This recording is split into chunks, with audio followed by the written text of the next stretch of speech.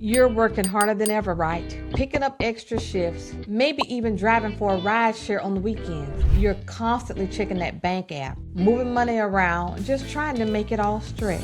You see that stack of bills on the kitchen counter, and you feel that familiar tightness in your chest. You're stressed, you're tired, and it feels like you just cannot get ahead. And there's that one thought that just plays on like a loop in your head. If I could just make a little more money, everything would be okay. But what if that's a lie? What if the constant, relentless chase for more is the very thing keeping you chained to this financial treadmill? Hello, I'm Teresa, and I'm a certified financial coach and a certified YNAB coach. I know this feeling because I've lived it. I remember my husband and I financing a used washer and dryer and thinking that was normal for years. I believed the key to security was just making more and having good credit. But I learned a hard lesson. Good credit with no money is just debt waiting to happen. Let me repeat myself. Good credit with no money is just debt waiting to happen.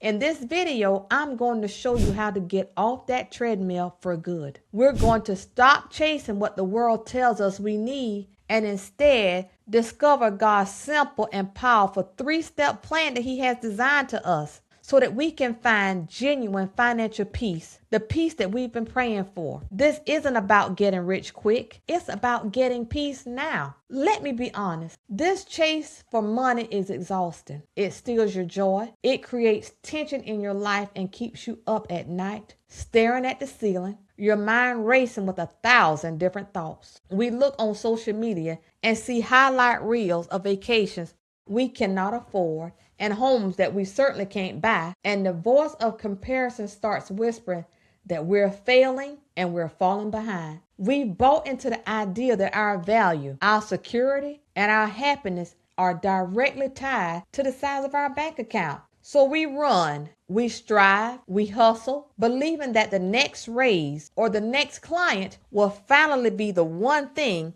that let us breathe. But it never is. Now is it? The finish line, it just keeps moving. That's because the problem isn't the amount of money you have. The problem is the position money holds in your heart. You were not made to serve money. You were made to serve God. And here's the promise from God Himself. When you get that relationship right, everything else, including your finances, starts to fall into its proper place. Financial peace isn't about having no bills. It's about knowing the one who owns it all and trusting that He's got you covered. It's a peace that goes beyond your bank statement. A peace that guards your heart and your mind, even when the numbers don't look perfect. And it's available to you right now. It starts with this first crucial step of God's 3-step plan for peace. Step 1, the ownership principle. Acknowledge the source. The very first thing we have to do is completely flip our perspective. We have to move from a mindset of ownership to a mindset of stewardship. So much of our financial anxiety comes from the crushing weight of feeling like we have to provide for ourselves. We think this is my money, my house, my debt, and it's all on my shoulders to figure out. But the Bible gives us a radical, freeing truth. In Psalms 24:1, King David says, "The earth is the Lord's and everything in it, the world and all who live in it." And in Haggai chapter 2 verse 8, God says, "The silver is mine and the gold is mine, declares the Lord God Almighty." Let that sink in. Your car isn't really your car. Your house, the money in your bank account isn't yours. It all belongs to God. He is the owner of everything. We are simply the managers, the stewards that He trusted to look after His resources, and just for a little while. Imagine you were hired to manage a huge, successful company. The CEO hands you the keys and says, "Look, I'm trusting you with all my resources. Just manage them well according to my principles." Would you spend your nights worrying about how the company was going to make money? Of course not. That's the CEO's job. Your job is to faithfully and wisely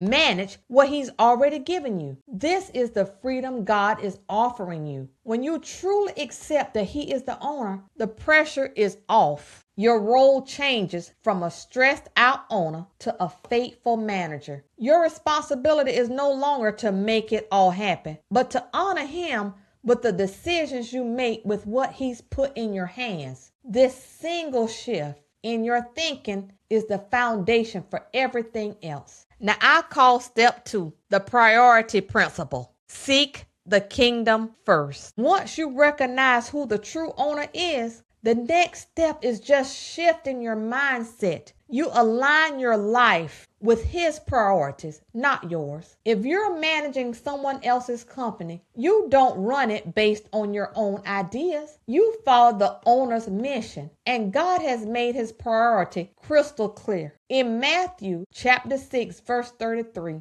Jesus gives us the master key to a life free from financial anxiety. But seek first his kingdom and his righteousness, and all of these things will be given to you as well. Notice the order. It's a priority check. Seek God's kingdom first. All the other stuff, your provision, your peace, your needs being met, all of that follows. It's the result, not the goal. I want to pause here for just a moment, because if you're listening right now and money feels heavy, you are not alone. So many women and couples tell me we're paying the bills, but we're still living paycheck to paycheck. We're carrying debt and we don't know which move to make first. If this describes you and you don't need a long-term program or a 3-month commitment, my Clarity Consultation program is designed just for you. This is a focused conversation where we look at your finances, identify what's keeping you stuck, and you walk away with clear, practical action steps you can take right away without it being time-consuming or so overwhelming. If you're ready to stop guessing and start making progress, click the link in the description to learn more. Now let's get back to it. The world screams at you to chase things. Chase things first, and maybe you'll find peace. God says to chase him first, and he'll provide the things. So what does seeking first his kingdom actually look like with your finances? It means your financial decisions become an act of worship by praying and asking him for guidance. The most tangible, foundational way we do this is through the tithe, giving the first 10% of our income back to God. Now, I know for someone already stressed about money, that can sound terrifying. Giving money away? Barely have enough as it is. But you're thinking like an owner again. Tithing isn't about God needing your money. It's about you needing to trust God. In Malachi 3:10, God says, "Test me in this and see if I will not throw open the floodgates of heaven and pour out so much blessing that there will not be room enough to store it." Giving that first slice back to the owner is a powerful declaration of faith. It's you saying, "God, I recognize you as the source, and I trust you with the remaining 90% more than I trust myself with the 100%. It breaks the grip of materialism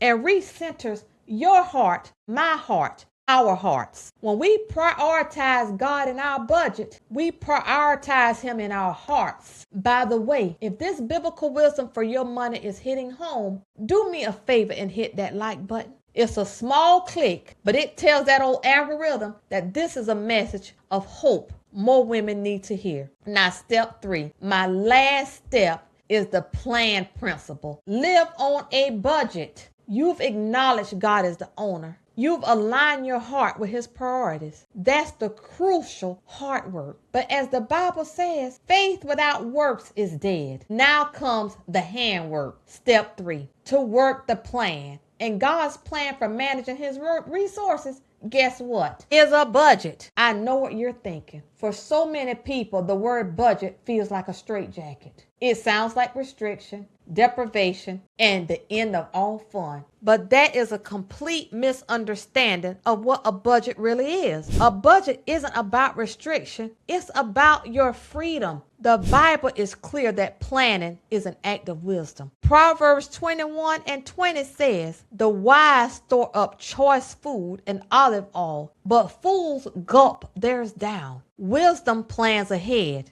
It knows where the money is going. Folly just consumes without a thought. And as a YNAB coach, I teach women a simple philosophy: give every dollar a job. A budget is you, the manager, prayerfully telling God's money where it needs to go before the month begins. It's not looking back in regret. It's looking forward with purpose. A budget is the tool that finally gets you off the financial treadmill. Living without a plan is what keeps you trapped. A budget gives you permission to spend without guilt because you know your priorities are already covered. It's a moral document that shows you what you truly value. Think of it like this. If you were going on a cross-country road trip, you wouldn't just start driving and hope you end up in the right place. You'd use a map. A budget is your financial map. It shows you the best route to financial peace, generosity, and freedom from debt. It's you saying, God, this is what you've entrusted to me.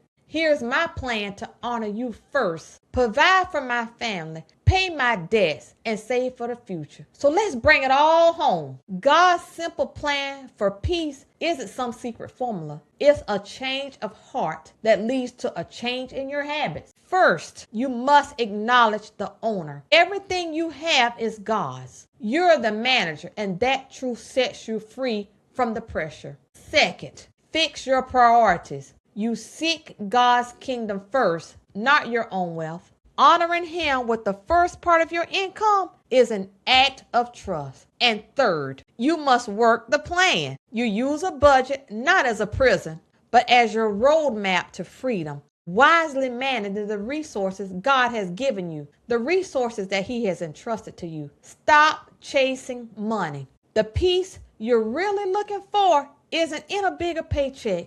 It's found in faithfully managing what you already have, using God's principle. When you stop chasing money and start pursuing God, you'll find that what you needed all along, the peace, provision, and purpose, will all be added to you. If you struggle with the practical side of this, with building the self-control, actually living on a budget, that's exactly why I wrote my quick read, Living Within Your Means. It's designed to help you develop the spirit of self-control needed for that final practical step. You can find it on Amazon. And if you are ready to get off of the financial treadmill for good, subscribe to this channel. I regularly post videos just like this one to equip you with biblical wisdom for your financial journey. Click that subscribe button and let's walk this path together. Organize our paths together. Organize our money together. And you know what? God will give you the peace and the freedom that you're looking for. Thank you so much for watching. I hope this has been beneficial to you, and I'll see you in the next video.